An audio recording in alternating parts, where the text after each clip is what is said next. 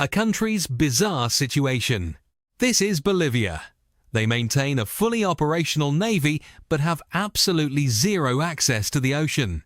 For over a century, they have been completely trapped behind a towering wall of rock, economically suffocated after losing their Pacific coastline in a devastating war. But today, Bolivia is fighting back. The question is, how exactly is Bolivia exploiting a bizarre geographic loophole to reach the ocean once again? Bolivia's position. Look at a map of South America. If you scan the continent's western edge, your eyes naturally trace the massive, seemingly endless blue expanse of the Pacific Ocean, hugging the coastline. You start from Colombia in the north, move down through Ecuador, trace the curve of Peru, and then slide straight into the impossibly long, narrow stretch of Chile. But right here, wedged squarely in the central western belly of the continent, sits Bolivia. Bolivia is known as the heart of South America. Looking at the map, it's easy to see why it is bordered by 5 countries: Brazil to the north and east, Paraguay and Argentina to the south, and Chile and Peru to the west. But notice what is glaringly missing from that list of borders ocean. There is no coastline for Bolivia. That, of course, isn't that weird. Many countries around the world don't have a coastline. But for Bolivia specifically, it is weird, because they once had one. Bolivia is completely and utterly landlocked.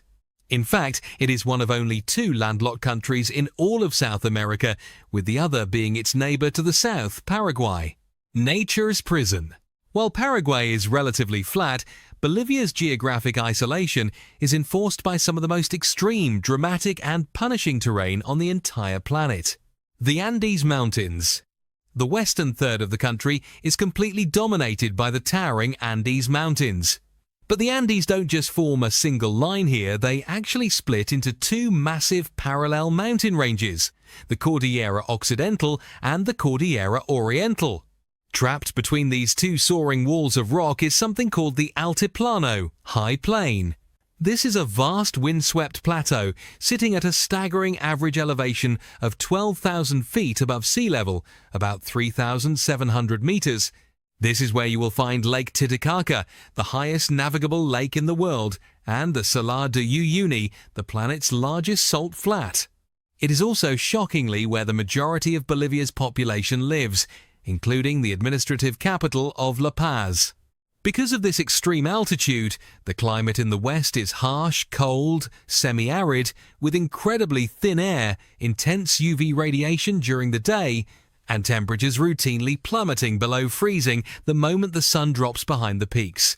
The Yungas and Central Valleys. Moving eastward away from the Altiplano, the geography seemingly falls off a cliff. The mountains aggressively give way to a region known as the Yungas and the Central Valleys. This is a dramatic transition zone where the elevation plummets thousands of feet over a remarkably short distance. This is the home of the infamous Death Road, where narrow paths cling to vertical cliff faces. As the elevation drops, the climate shifts just as dramatically. You go from the freezing, barren tundra of the high Andes into a humid subtropical region of dense cloud forests. The rainfall here is massive, and the steep slopes are incredibly fertile, creating a literal wall of green that separates the high plateau from the rest of the country. The eastern lowlands. The Oriente. Finally, as we continue pushing east, the mountains completely disappear, and the map flattens out into the Oriente, the eastern lowlands. Now, when most people picture Bolivia, they picture llamas, high-altitude salt flats, and freezing mountain peaks. But surprisingly, these flat eastern lowlands make up nearly 2/3 of Bolivia's entire landmass. This region blends the dense, sweltering Amazon rainforest in the north with the drier, scrubby plains of the Gran Chaco in the south. The climate out here is tropical hot, incredibly humid, and features intense wet and dry seasons where rivers swell and flood massive tracts of land for months at a time. In short, Bolivia is a country that freezes in the west, sweats in the east, and is physically barricaded by mountains and jungle in every direction. It is a country of intense geographic extremes, completely boxed in by its neighbors. But Bolivia wasn't always like this. How Bolivia lost the sea. Ancient civilizations. Long before European ships ever crossed the Atlantic, The harsh, punishing geography of the Altiplano was home to some of the most advanced civilizations in the Americas. The Tiwanaku Empire thrived near Lake Titicaca for centuries, engineering complex agricultural terraces that defied the freezing altitudes. By the late 15th century, the mighty Inca Empire swept in, absorbing the region into their sprawling domain. To the Inca, this land was known as Collasuyu, the southeastern province of their empire. Spanish arrival and the Silver Mountain.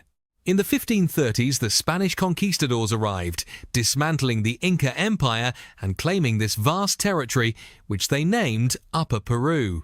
In 1545, they hit the jackpot. They discovered Cerro Rico, Rich Mountain, a massive mountain in the southern Altiplano, literally bulging with silver. The mining town of Potosi exploded overnight at the base of this mountain.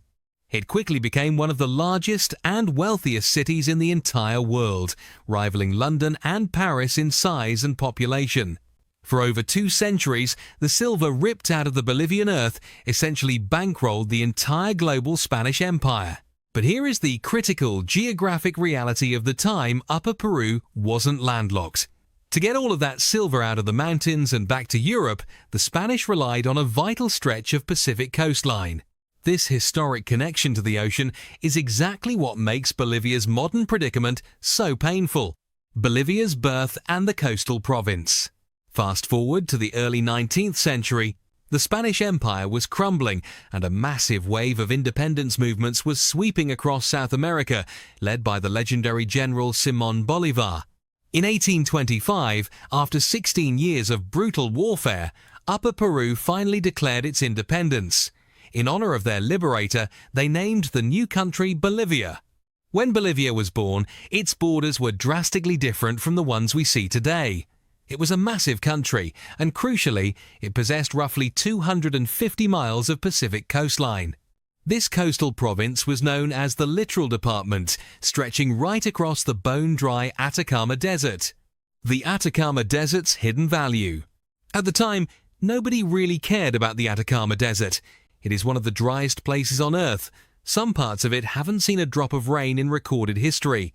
For the newly formed Bolivian government, sitting way up in the high-altitude capital of La Paz, this desert coast felt impossibly far away. It was a barren wasteland separated from the country's core population by the towering wall of the Andes Mountains. And because it was so hard to reach, they largely ignored it. But by the mid-1800s, the world was rapidly industrializing, and a sudden booming global demand emerged for 2 very specific things: fertilizer and explosives. As it turned out, the Atacama Desert was sitting on the world's largest deposits of guano, centuries-old bird droppings, and saltpeter sodium nitrate. Overnight, this ignored desert became the most valuable piece of real estate in South America. The War of the Pacific. The problem for Bolivia was that they didn't really have the infrastructure or the capital to mine these resources themselves. So, they allowed companies from their southern neighbor, Chile, to come in and set up mining operations along the Bolivian coast, provided they paid a tax. For a while, this arrangement worked all the way up until it didn't. In 1878, a devastating drought hit Bolivia. Desperate for revenue, the Bolivian government decided to raise the tax on the Chilean mining companies. Chile was furious, they claimed. The tax hike violated previous treaties and refused to pay. When Bolivia threatened to confiscate the Chilean mining equipment, Chile didn't just send a diplomatic protest, they sent their military. In 1879, Chilean troops stormed the Bolivian port city of Antofagasta, kicking off what became known as the War of the Pacific. Bolivia, caught completely off guard, called upon their ally Peru, and the 2 countries went to war against Chile. But geography wasn't on Bolivia's side. To even reach the battlefield, Bolivian troops had to march on foot for weeks across the freezing, treacherous passes of the Andes, only to arrive exhausted in the scorching desert. Chile, on the other hand, had a highly modernized, well-equipped navy. They completely dominated the Pacific coast, easily moving troops and supplies up and down the shoreline. The war was a total disaster for Bolivia. By 1884, they were forced to sign a truce, ceding their entire coastal territory to Chile. A later treaty in 1904 made it permanent. In the stroke of a pen, Bolivia was physically cut off from the ocean. The wall of the Andes, which had once been the center of their empire, was now a prison wall separating them from global trade. Bolivia's longing for the sea. Over a century has passed since, and this loss is still an open wound for Bolivia. Notably, the Bolivian Navy still exists, patrolling Lake Titicaca at 12,000 feet, waiting for the day they might return to the open ocean. They still celebrate Day of the Sea every single year to commemorate and mourn the loss of their access to the Pacific. But the map is the map, and Chile holds the coastline. Being landlocked is an economic death sentence for a country relying on exports. So if you can't go west through the mountains and you can't fight a modernized neighbor to get your land back, what do? You find a backdoor. Bolivia Mar, the deal with Peru. For decades, Bolivian politicians obsessed over regaining access to the Pacific Ocean. And in 1992, it actually seemed like they had found a solution, but not with Chile. Their other neighbor, Peru, stepped up with a grand gesture. The Peruvian government granted Bolivia a nine-year lease on a 3-kilometer stretch of coastline near the southern Peruvian city of Ilo. It was dubbed Bolivia Mar, Bolivia Sea. Finally, the map had been hacked. Bolivia had a beach! But there was a massive catch. If you go to Bolivia Mar today, which still exists, you won't find a bustling seaport, massive cargo ships, or towering cranes. You will just find an empty windswept beach and a rusting abandoned monument. The project was a colossal failure. Why?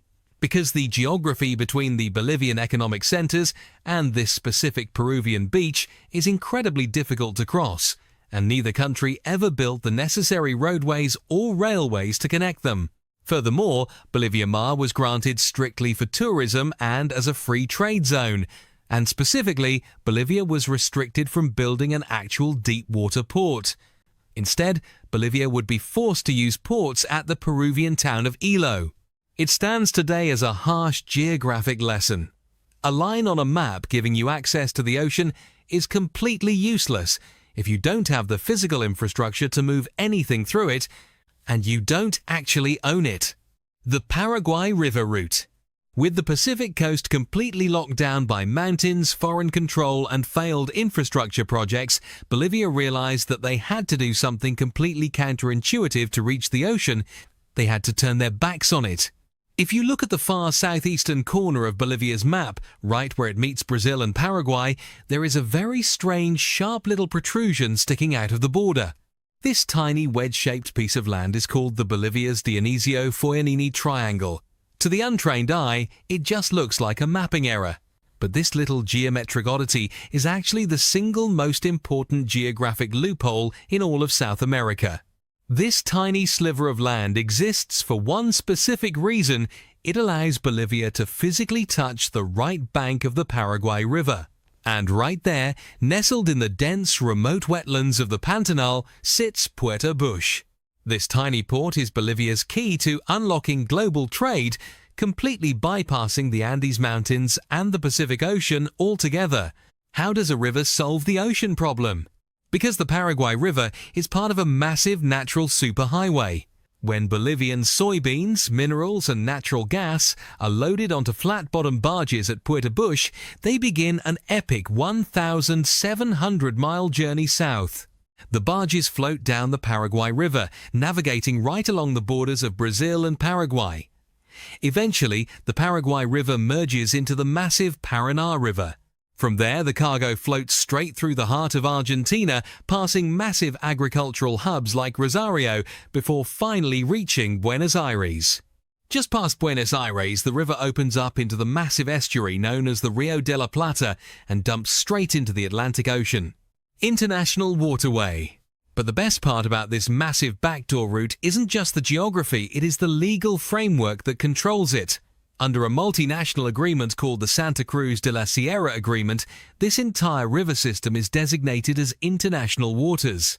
This means Bolivian barges can float all the way from their own sovereign territory at Puerto Bush directly into the Atlantic Ocean, without ever having to stop for customs, pay foreign tariffs, or ask permission from Paraguay or Argentina. It is a completely unrestricted 1,700-mile back door to the global market. Nature's obstacle. It sounds like the perfect geographic hack, and in many ways, it is. But nature is rarely that accommodating.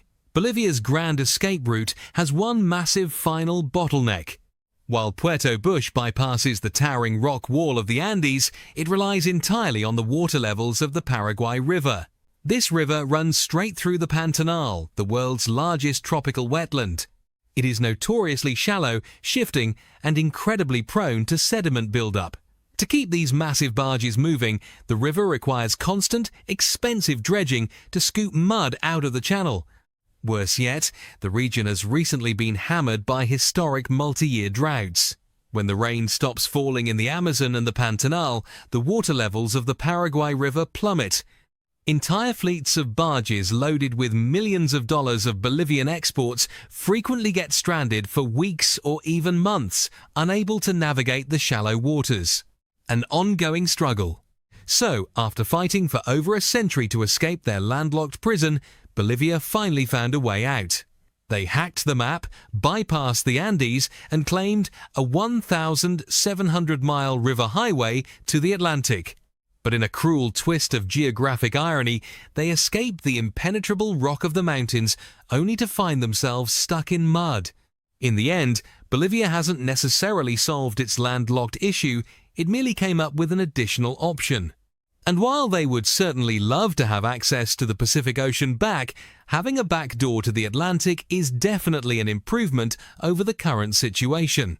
Geographic lessons. Bolivia's story teaches us that geography is not just lines on a map, it is deeply intertwined with economics, history, and national identity. A country's geographic position can determine its fate, but history also shows that innovation, persistence, and diplomatic creativity can overcome the barriers that nature has built. Bolivia's journey from being cut off from the sea to reconnecting with global trade through a river route is a reminder that maps are not static and nations can fight back against their geographic limitations.